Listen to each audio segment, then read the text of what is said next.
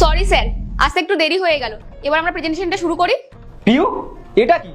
তুমি বিয়ে লুকে অফিসে এসছো কেন? স্যার, আর 2 ঘন্টা পর আমার বিয়ে। ভেবেছিলাম আগে মিটিংটা করে নিই, তারপর মণ্ডপে যাব। স্যার, আপনিই তো বলেছিলেন যে বিয়েটি অনেক পরের ব্যাপার, আগে মিটিং।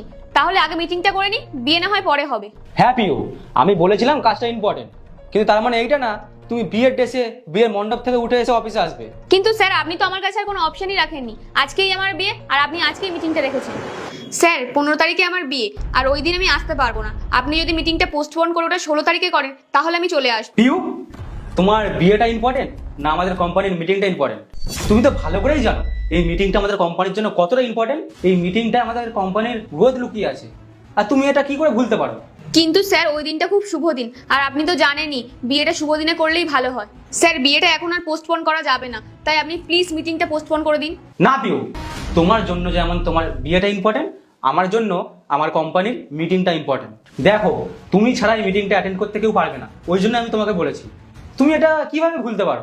তুমি চেষ্টা করে দেখো, তুমি কিভাবে আসবে আমি জানি না, কিন্তু ওই দিনই মিটিংটা হবে। তুমি আজকে যেই পোস্টটায় আছো না, এই পোস্টে আসার জন্য কোম্পানির সমস্ত এমপ্লয়াররা মরে, আর তুমি এর ইম্পর্টেন্টটা কি করে ভুলতে পারো? তুমি এই সময় একটা ইম্পর্টেন্ট মিটিং এর সময় বিয়ে বিয়ে বিয়ে লাগিয়ে রেখেছো।